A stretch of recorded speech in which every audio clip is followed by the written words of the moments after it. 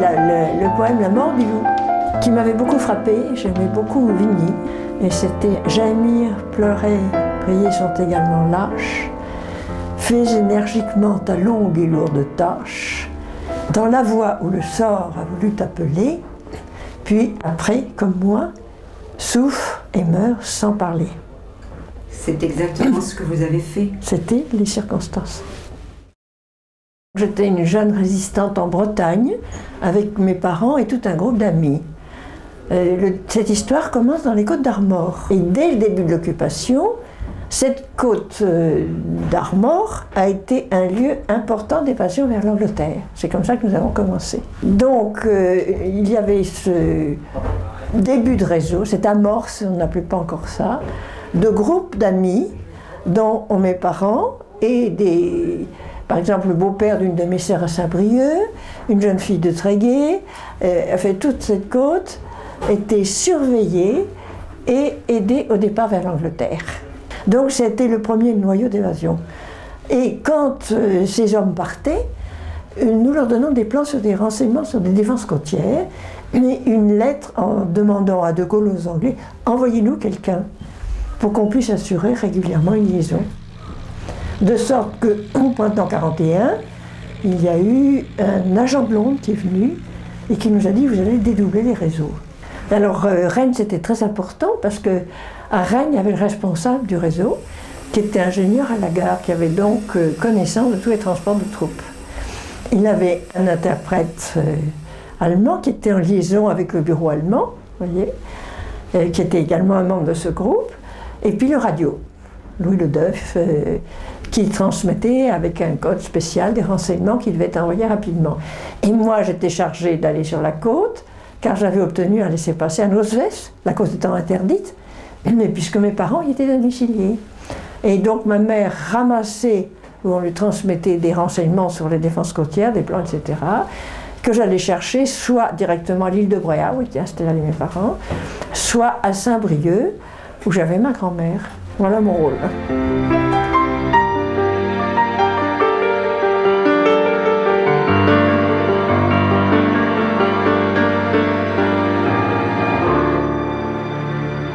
Et puis, il s'est passé quelque chose à ce moment-là. Et puis, alors, le service de contre-espionnage, qui était d'abord l'Abwehr, vous voyez, recherchait évidemment les résistants qui travaillaient contre eux. Et le premier groupe a été arrêté, a été le groupe des évasions. Premier trimestre 42, deuxième coup de filet, au début février, par là, de 42. Donc notre groupe de la côte se trouve sans liaison. Et là, on a cherché à reprendre un contact et on nous a envoyé quelqu'un qui en fait était un agent double de l'Abwehr. Alors il a travaillé pendant 1 mois avec les différents résistants de la côte. Et moi à Rennes, il y avait aussi un étudiant avec qui je travaillais qui avait fait des relevés dans la région de Pérouse, de Défense, etc. Donc le 22 mai 1942, on a tous été arrêtés après 1 mois de travail avec cet homme qu'on appelait à l'époque Roger Martin.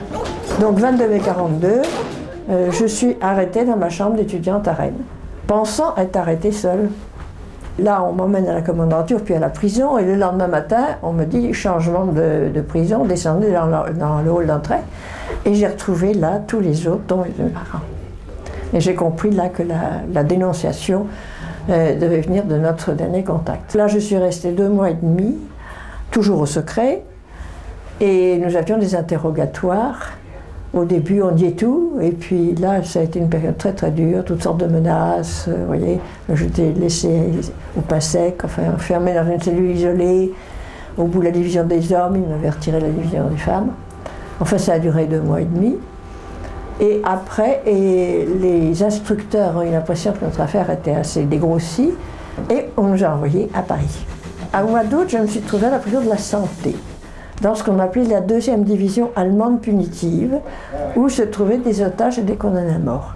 Toujours isolés, hein. J'ai fait 9 mois de secret entre différentes prisons. Et vous aviez quel âge à l'époque? Eh bien, je venais d'avoir 19 ans.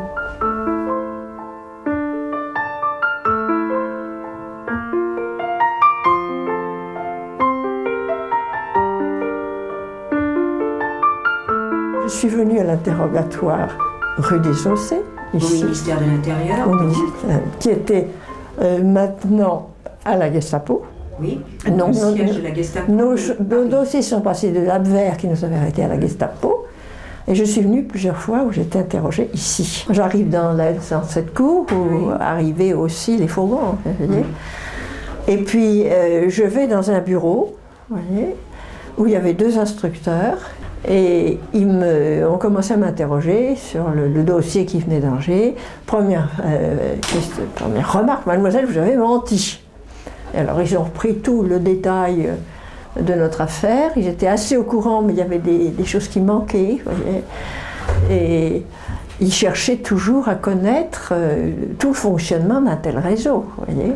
Moi, je n'ai pas connu ce qu'on appelle la torture, la baignoire ou autre, mais de temps en temps des coups, laisser sans manger. Et puis, ils utilisaient aussi une autre arme qui était le chantage sentimental. C'est-à-dire, ils me disaient, votre père est un grand soldat de la guerre de 14, et si vous venez travailler avec nous, on le libérera. Et vous êtes revenu plusieurs fois pour des interrogatoires ici au ministère de l'Intérieur. Alors, une fois en particulier, je me trouve dans une cellule et à l'heure du déjeuner, ils m'enferment à clé, classiquement. Et il se trouvait que depuis 3 jours, j'étais au pain sec. Donc j'étais assez fatiguée, mais enfin bon.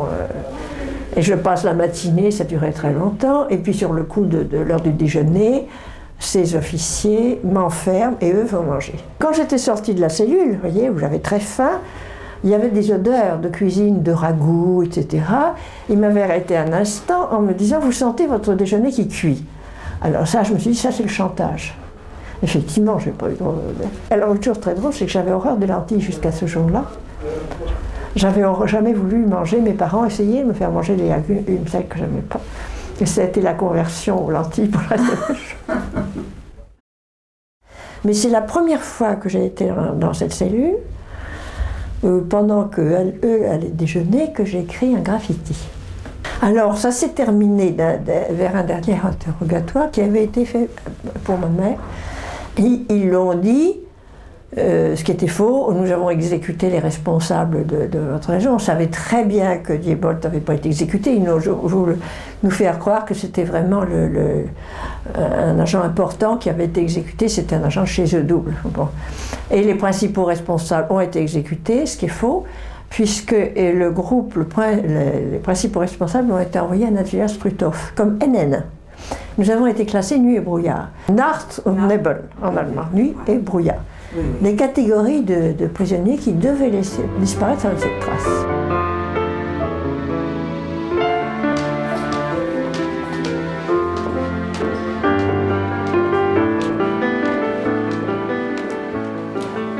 Donc vous êtes resté jusqu'en juillet 1943 oui. À Paris. À Fresnes. À Fresnes. Après la santé, à Fresnes. Donc juillet 1943, vous partez. Alors nous partons par la gare de l'Est. Oui. Extrêmement encadrés, avec des militaires tout autour de nous, comme si nous étions des grands criminels. Et on prend ce train qui va jusqu'à Sarrebruck. On est reparti vers Berlin. Toujours nous, les 58 femmes. Saviez-vous où vous alliez? Non, pas du tout. Je crois qu'ils ont hésité. Et finalement, nous sommes partis sur Ravensbrück, où nous sommes arrivés le soir, en fin de journée. On est attendu devant la douche, on a attendu assez longtemps. Oui. Et on voyait rentrer les commandos de femmes, les commandos de travail. Oui. Je voyais défiler ces femmes, squelettiques, souvent la tête rasée, portant des lourdes pelles, etc., des robes en loques. Et ma réaction, je dis, mais il doit y avoir un bagne à côté. On est rentré dans la douche, et moi j'ai appelé ce passage la première étape de la déshumanisation. C'est-à-dire là, on est tout nu, il nous arrache, s'il y a une femme qui a une alliance, on l'arrache, on n'a absolument plus rien. Il nous fouille de tous les parties, même dans nos parties intimes, il couche sur une table, vous voyez, tout. Et on passe à la douche et on sort de là avec l'uniforme et un numéro qu'il faut coudre sur notre robe. Alors ça, on n'est plus qu'un numéro. Et je suis le 21 706. Nous sommes ce qu'on appelle des politiques au sens large, des résistants et politiques. On a un triangle rouge. Mais par exemple, avec nous, il y a des triangles verts qui sont des droits communs des voleuses, des criminels. Vous êtes ensemble? Il y a un mélange, oui, au début. On est devenus de plus en plus nombreuses, puisqu'à la fin, on a des appels où il y a quelques 40 000 femmes. Vous voyez. 40 000, plus de 40 000 femmes à la fin. On est surpeuplé à la fin. Au début, on doit être 15 000, 20 000, vous voyez, puis ça augmente, ça augmente. À partir de janvier 1944, il y a eu une baraque spéciale pour les NN, les nuits brouillards. Vous êtes allés. Et ce qui avait, si vous voulez, un avantage certain, c'est qu'il n'y avait pas de droit commun avec nous. On n'était que des triangles rouges. Et avec nous, il y avait donc les Français, des Norvégiennes, des Belges, des Hollandaises et des Polonaises qui étaient des sujets d'expérimentation médicale. Ce que nous appelons les lapins. Ils servaient de cobayes pour des expériences médicales atroces par les médecins nazis. Et alors, à partir de septembre 1944, j'ai été employée au Révire, c'est-à-dire à un pseudo-hôpital, dirons-nous. Et là, il y a eu quelque chose qui a été ma période la plus terrible du camp. J'ai été à la chambre des enfants. C'était quelque chose d'atroce. C'était une petite pièce où les nouveau-nés étaient entassés. Mais il faut vous dire, jusqu'à 1944, les enfants étaient tués à la naissance. Il n'y avait pas le droit de bébé à la naissance. Vous voyez. Il y a eu un assassinat de nouveau-nés. Et puis à cette date-là, on ne sait pas pourquoi, septembre 1945, ils ne les tuent plus, mais ils les mettent dans des conditions telles qu'ils meurent pratiquement tous avant 3 mois. Il y avait un livre où étaient inscrits les naissances. Il y en a 500, et enfin pas tout à fait 600, si vous voulez. Et sur ce nombre, à la libération du camp, il en est resté une quarantaine de vivants. Le 2 mars, il y a eu un grand convoi des femmes NN envoyé sur Mauthausen. Quand on arrive à Mauthausen, le camp est à 5 km, ça monte. Et celle qui n'arrivait plus à avancer était abattue d'une balle dans la tête. Et moi j'avais très peur pour ma mère, qui était avec moi, vous voyez, parce qu'elle avait les cheveux blancs, elle était en mauvais état, elle avait 48 ans, elle n'était pas très âgée, mais elle était très... Vous voyez. Après, il y avait heureusement en cours des négociations entre Himmler, chef de la police, et comte Bernadotte.